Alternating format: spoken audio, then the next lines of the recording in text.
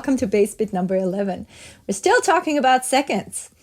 Major seconds and minor seconds are really fun material for scales. So we've already looked at the scale that is made up out of exclusively half steps, which is the chromatic scale. We've also looked at the scale that is made up out of exclusively whole steps, which is the whole tone scale. Today we're going to talk about a scale that is a combination of whole steps and half steps, and there are two. Now, with these symmetric scales, there's a sequence that always repeats.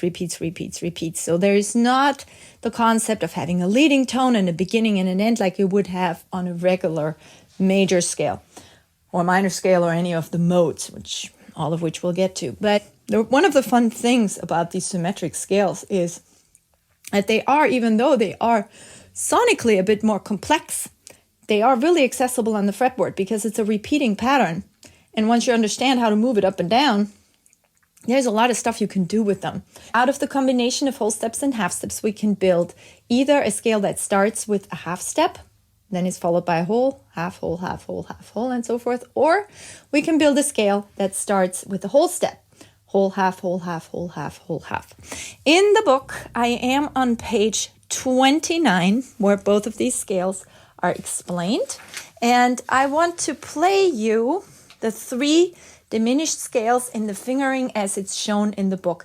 Now, what's really interesting about these diminished scales is, as I said, they don't really have a beginning and an end. They are symmetric in nature, so they have actually more than one beginning. What I mean by that is that, for example, the E diminished scale also contains the notes of the G diminished scale, the B flat diminished scale, and the C sharp or D flat diminished scale. If I start with a whole step, this is called a diminished scale. This has to do with the sounds that it describes, the sort of chord changes that you will be playing this with.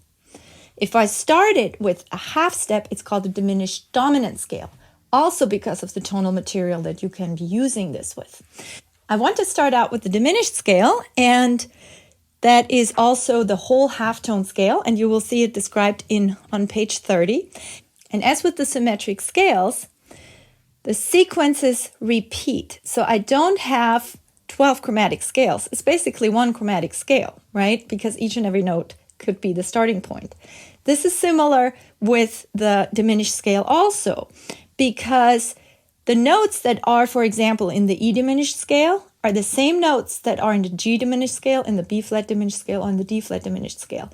It's just that when I call it the D flat diminished scale, I'm starting on D flat, but I use the exact same sequence as I would be on the E, G, or B flat one. So as you notice, they're all a certain interval apart, and we will be talking about that interval very soon. It's a minor third. Well, what's relevant here is that they contain the exact same notes. So I want to just play through one of the examples on page 30, which would be the E diminished scale or G, B flat, D flat diminished scales. So I'm starting with an open string, so that gives me a whole step right there in the beginning. But then I have this shape of half step, whole step, half step, and then I'm going to the next string. So I have my whole step in between these two. And I encourage you to really think through, why is the E diminished scale the same thing as the G, B flat, and D flat diminished scale? How does that work? With the diminished scales, we have 3. So each diminished scale basically covers 4 roots, if you will. And the roots, again, are only relevant because of what the chord symbol will say. And the way these scales are built, I don't get a sense of a beginning and an ending. They are always the same pattern, following the same pattern, and they don't sound like your regular major scale, which, for example, clearly has a root, right? So with the diminished scales, that's different. But that said, they create great tonal material, create great variation, and I want to show you a little bit how to use them. There's 2 ways of playing them. You can either play the next note and then scoot. So whole step, and then you have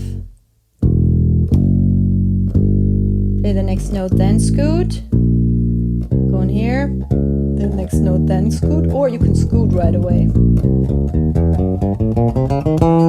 Backwards, descending, same idea. You scoot first or you scoot later. Or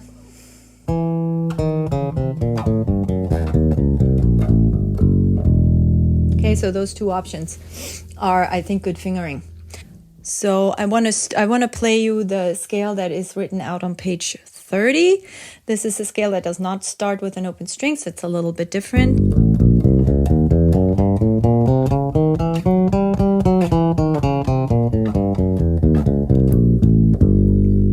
The chord that you would be playing this scale over is a diminished chord. It sounds like this.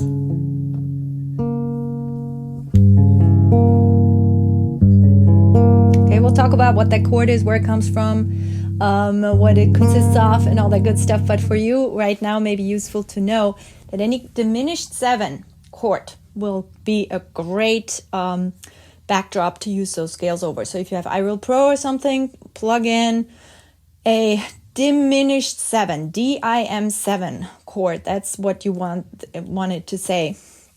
Not minor 7 flat 5 or not half diminished, fully diminished 7.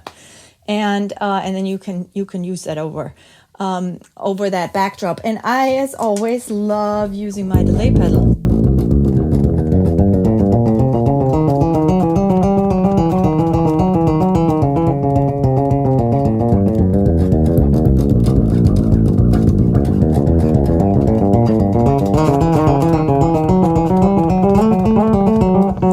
And so forth. So that'll give you some ideas to make some music with a diminished scale. Great, fair to know, great to really go up and down the fretboard and sort of get familiar with how the fretboard works. Again, we're fingering major seconds and minor seconds, and we're making music with that. All right, have fun.